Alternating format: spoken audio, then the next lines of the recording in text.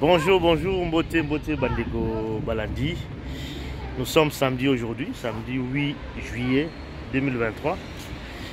On est à Paris, hein, voilà, à Paris, en dehors de Paris. On a l'élément Oyo, voilà, week-end Nakata Paris. Bambote, en tout cas, la Bandeko Bozolanda Bisso, au Bozolanda. Voilà, donc c'est toujours avec plaisir de partager un abino quand il y a des choses à dire.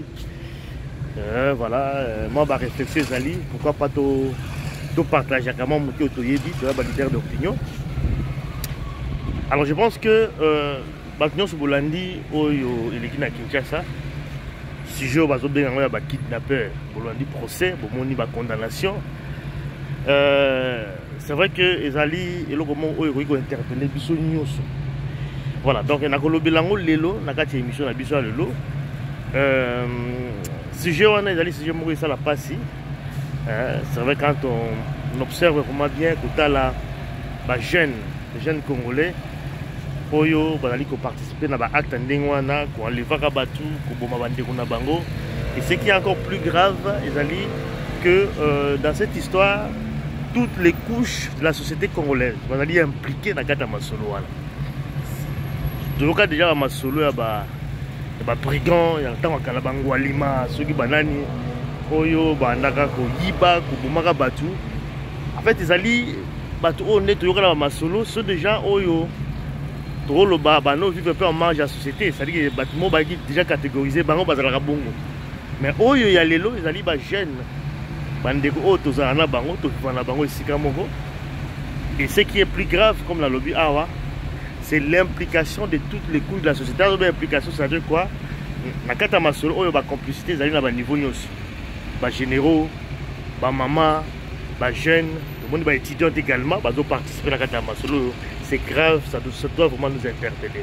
Voilà, donc il y a un bélango de l'eau, mais dans zone on a sima, on a souka. En fait, réflexion dans l'eau, ils ont dit juste pour la cour, tout pour ça un peu raisonnement un peu plus loin. Tout ça, on sera théâtre. Honnêtement théâtre, mais je crois que tu raisonner vraiment la profondeur que ni vraiment ils ont dérangé dans la société congolaise parce que le mal est très profond.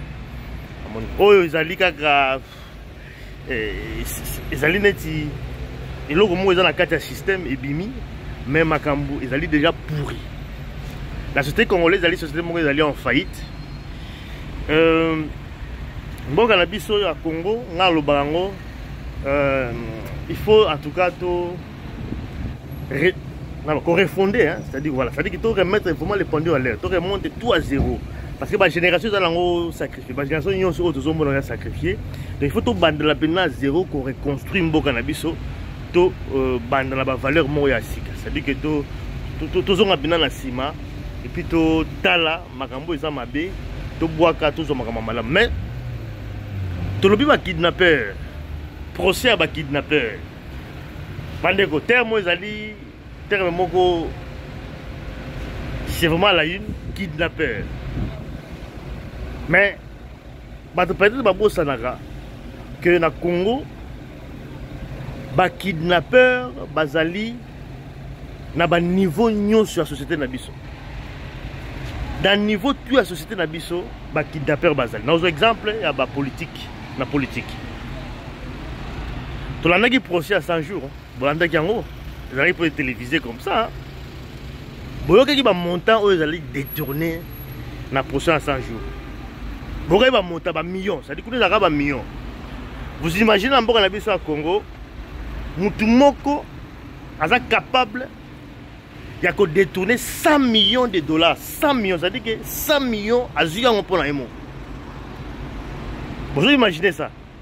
Donc, les politiciens peuvent être kidnappeurs, véritable kidnappeurs. Tout le monde a des jeunes, kidnappés, mais c'est politique. On a pris cet exemple à 100 millions, on doit détourner 100 millions. Boyebi, le détournement à 100 millions, combien de bateaux koufa? Du coup, 100 millions, ils allaient détourner parce qu'ils allaient bon, il y a l'État, ils allaient bon, il y a le peuple. Oh, il fallait investir en autant sur des projets de la société, notamment dans les hôpitaux, rénover les hôpitaux, vous avez prématuré dans le biso, parce que couver des autres à la tête, mais vous avez kidnappé. eza ba mbongo ezo boma batu ba yibi mbongo au lieu que mbongo ezala investir pour na bien collectivité et bien mutu moka détourner ngo mais derrière ça les gens meurent. Ba hôpitaux batu bazali ko kufa parce que mbongo ezali détourné mais ce sont des kidnappeurs. Na l'école enseignement ya malongé ezate. Bozo mona bana bazo passer ba classe, bazo tanga l'enseignement. École malamu te ba enseignant bazali mal payé. Instruction à malamu te, vous prenez un enfant, moi na ba un enfant bon. Voilà, bozu un étudiant, un élève a eu diplôme d'état. Azako yeba même pas qu'on s'exprimer sur option ou yo asala qui pose examen d'état. Ayebi même pas kotanga, ayebi même pas kokoma, mais a eu diplôme d'état. Nous sommes allés à cause de quoi il y a des kidnappeurs politiciens parce que les moyens sont suffisamment à niveau enseignement pour que la qualité d'enseignement soit la malade. Les gens se retrouver comme ça, les gens se la classe, les gens se instruits. Est-ce que vous imaginez dans 10, 15, 20 ans, ils allont des kidnappeurs politiciens? Bazali ko kidnapper, bazali ko kufa derrière ba détournement. Ya ba mbongo o ba politicien biso bazali ko détourner. Ce sont des kidnappeurs. Donc à niveau ya armée, vous allez komona ba chef, ba généraux, ba colonel, bazali ko détourner mbongo paye ya ba militaire na biso. Bazali ko détourner ba ration na bango. Toujours la guerre na est kuna. Bota la situation ba soda na biso bazali na fond démoralisé. Démobilisé parce que bambo na bango ezali détourné bazali ko kufa lokola basoso. Pourquoi? Parce que tout ezali détourné par ba chef hiérarchique na bango. Donc ce sont des kidnappeurs. Bazali ko boma totala ka ba jelo to moni bango te na kosoki lango vraiment na suka. Alors tous les exemples de la société na biso de chege bano balala ka libanda alala ka libanda aboti libanda atangi classe te akesika moko asali eloko moko te aboti bana na libanda bana ba chege bana na ba chege baboti pe bana sans instruction sans nini sans formation neti so bat bazali ko réfléchir dans 10 20 ans Congo ekozala ndeni ekoleka même Rio de Janeiro toka na Brésil mboka na biso wana ekoleka o bozo moni za moke. Et bien, on a kanga pena batu na banzela bazuyo batiombeli babotelo biloko na nzela. Bono telo na zoloba oyo. Écoute, okoma na niveau wana, oyo eza muke. Pourquoi? Parce que toza na tokomi na instinct ya banyama. Biso ba Congolais, tokomi na ba instinct ya banyama. Voilà, na banyama, comment réfléchir banyama. Parce que na Congo même ndeko na yo, l'instant mikolo yo, ndeko botele papa mo mamoko. Akoki koyokana na ba brigand po baya ko braquer yo. Et ça les mana Kinshasa, c'est instinct à Banyama. Alors, je parlais de kidnappeurs politiciens, tout cas dans l'église, c'est notamment l'église de réveil. Mais ba pasteur wana ba miyibi ba pasteur sont des kidnappeurs. Lelo oyo ba foyer belé zali disloqué à cause ya ba prophétie à lokuta ba pasteur. Comme la loi ba chege ba belé ba se retrouver libanda, o bazali ko boma. On peut pas ko boma bango. C'est à cause de ba pasteur wana. Ce sont des kidnappeurs. La prophétie à l'okula, il y a l'okuta, monandoki, tout ça, mobile na yo azali sorcier, tout ça il faut basi bazoka wala mibali na bango biso benga papa biso bazo benga biso baza kolela. Moi ça kei parce que pasteur a yebisi que no gandoki tout ça naza mobile ya vie na été nzamba pone donc ko kabwala. Ta bozo kabola foyer. Mobile se retrouver koto yo moi ça les retrouver koto na bana bana bakomi. Pour telengana éducation malamu te bana ko mbimanzila ba mo tia ba bambeli. Et tu wapi, et tu pas pasteur, des kidnappeurs, oh bazali ko estorquer, ko yiba batu bambongo, ya lokuta, mbongo ya boye. Ce sont des kidnappeurs, des voleurs, des brigands. Ce sont des criminels. Tout le cas ba genoté. Le mal est très profond dans mboka na biso. Le mal est très profond. Donc ba kidnappeurs, bazali ko se retrouver na niveau de la société. OK, côté ba coopérant. OK, côté ba entreprise, OK, ça dit que bazako kidnappé, des gens meurent, les gens sont sacrifiés. Société zali en faillite, société congolaise zali en faillite. C'est pourri, Boganabiso, c'est pourri, Bandeko. On a zolo ba oyo, c'est vraiment avec mon cœur. N'attends il procès on a l'autre là, la taline marmolé dans Congo, je me dis mboka na biso il faut en tout cas pour que tout bima la situation oyo pour reconstruire mboka na biso. Tout repartir sur de bonnes bases. C'est-à-dire que tout est à recommencer. Parce que Congo a lobby, et Congo moko yamabe. Mais rapidement, nous avons la procès. Tout le procès, on a et c'est la rapidité où il y a juge Mimine Ramangwam, Makambong. Parce que tout le monde a kidnappeur, juge, pour aussi kidnappeur. Voilà, parce que tout le monde a procès, on a des jeunes qui sont à côté de la prison, à côté de la prison, à sur quelle base? Zara mbongo futi obimi ake abomi bato bakangi prison azongi afuti abimi ake a continuer makambo na ye. C'est ça, ça veut dire que ba magistrat ba juge bango pe ba kidnappeur bazali ko participer na assassinat ya bandeko na biso ba congolais. To yoki na kata procès na lobby moko bénéficier qui na grâce présidentielle. Bon, grâce présidentielle les alliés mesure mon président a signé pour libérer en tout cas les prisonniers politiques, mais dans les critères il faut qu'on respecte. Nous avons bénéficié de la grâce présidentielle, mais le président a signé grâce présidentielle, il y a un prisonnier non, il a signé grâce là. Et puis voilà, peut-être un nombre de prisonniers, il faut pas bénéficier de les mais le reste des alliés, bon, Moussala je crois, il y a le ministère de la Justice, il y a comment il est capable de magistrat, mais au moins le président, il y a baraté, il y a ça, grâce. Et sur le base de critères, il n'y a pas de prisonnier. Mais quand on voit un prisonnier, nous avons bénéficié de la grâce présidentielle, nous n'avons même pas qu'on mérite, nous n'avons même pas qu'on réponde à la critères pour aller à la prison. Pourquoi? Parce que comme un cop, grâce à au solo le bimi, solo là, tiens ma bonne poche pour bima, quel que soit crime au sala, quel que soit ma bonne sala, dans nos poches nous avons moulaï, ils solo là, il faut bima. Voilà des criminels, voilà des véritables kidnappeurs, prisonniers. Oyo bazali ko mérité, bazali ko répondre à critères de grâce présidentielle. Des kidnappeurs. Mboka moko bazali pourri comme on l'a dit. Et j'ai dit la rapidité, il y a interpellé la rapidité à procès. Surtout fois dans Mboka yo, dans Belgique, il y a eu un attentat seulement en 2016. Parce que bakoufa ba métro, bani l'aéroport. Mais procès et bandi n'aura awa en 2023, 7 ans après.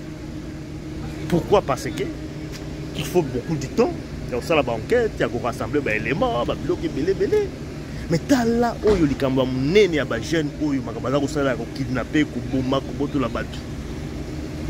Dans la rapidité, il y a jugement là-bas. Parce que condamné déjà, même pas un mois. Il déjà belé. Mais c'est pas possible. Comment est-ce que la criminalité a mené bouillé dans le monde d'une manière rapide, expéditive. C'est pas possible, moins d'un mois. Tout éviter, comment le réseau ne fonctionne. Comment le circuit entre Bango. Comment est-ce que, et ça les marabas, est-ce que derrière il n'y a pas de gens, et ça les marabas, tout ça, pourquoi ça la motivation, tout ça, on ne sait pas. Rapidement on traite sur le fait, Gigi Bango, pour condamner ceux qui ont mangé qui n'est pas belé zone d'ombre. Je vous dis, mes amis, dans le qui n'est pas dans le lobby, un beau cannabiso, le mal est profond. Bateau Bakangi Bango, ceux qui ont bimi, ils la même chose. Et puis, na sabino, ça pour la banque sate, boye baké et qu'on continue dans toujours au kidnapper. Banda ko boto bato biloko, banda toujours ko boma. Ko la boka sate que procès basali wana bozo ngolo théâtre, que si bakambu beaucoup en sécurité, rien du tout, l'insécurité ko continuer. Ba jeune belé bazala kata musala na ba ko continuer parce que beaucoup na besoin d'impunité. Justice est malangate. Bako continuer ko boma bako botola ka batu biloko parce que to komi na bensta banyama donc on est banyama Pourquoi? Parce que justice à Malunga ils a pété. Donc c'est vraiment triste la mboka na biso. Tant que nous la catégorie de jeunes qui vont participer à la bloc étudiante, bazana kati, maman, qui wana maman, parce que va utiliser maman, parce que ceux qui maman dans la carte à taxi, ils doivent rassurer les clients, client comme maman za wana na kota na ngai, problème za te okoti bakangio. Donc maman ba aussi bazali ko impliquer na carte avant solo oyo, ba généraux, ba soldats parce que na oka ki témoignage ya ndeko moko oyo ba leva ki étant à moni taxi à moni soldat dans liboso colonel ou général, aza rassurer le bien à kota meko. Bozo mona degré ya makambo dans mboka na biso. C'est-à-dire qu'on ne peut plus faire confiance dans mutu. Les lots profession, il y a des taximens. C'est pourquoi moi je recommande à tout le monde des taximens à Congo la biso. Se mettre rapidement en association. De vrais taximens. Faut se mettre en association. Faut protéger la profession na bino. Faut s'organiser. Faut se reconnaître entre bino. Tout ça, comment est-ce que vous aussi dénoncer intrus. Faut s'organiser, pas pour protéger mon salaire na bino. Partout au monde, les taximens dans l'association, se protéger la profession là-bas. Mais la Congo, la organisation, il faut s'organiser. La profession est en péril. Voilà, donc il faut s'organiser parce que c'est basé sur la confiance. Donc le mal est allé profond dans le Boganabiso, la solution est allée, il y a reconstruire le Boganabiso, il y a redémarrer Congo. Redémarrer Congo. Dans 20 ans, 15-20 ans, pour les Rio de Janeiro. Je vous dis ça, dans 20 ans, le Congo. Bonne noter dans la PCB dans 20 ans, Togo Leka. Autant moi l'andia na ba zuyo na miso abatu, ba botolo tout ba tigo mutakala. Ba beto pe masasi ba tongo ba leki boso boto ozo moto comme à niveau. Tant que ba konzambo kana biso bazo prendre makambo vraiment au sérieux té, bazo mettre ba moyen té pour que mboka na biso et avancer. Comme la situation. Bala bazo tanga déjà mabé, instruction exatée. Vous imaginez même dans l'université, vous avez Silici, université, vous avez Silici, Ntik. Vous avez défendre le travail à fin d'études. Vous n'avez quand même pas de temps à biloko à commis. Vous n'avez quand même pas de s'exprimer, savoir lire et écrire. Vous avez base élémentaire, il y a moins dans des classes. Vous avez dans l'école primaire, l'école primaire. Mais dans le Congo, université, je dis bien université, ils n'ont même pas le diplôme d'État. Ils ont déjà problème. Université, ils ont défendre thèse, mais ils ont commaté, ils ont tangate, makambo a commis. Je ne dis pas que les gens sont pas bons, mais ils ont 10-20 ans, Congo est en l'air.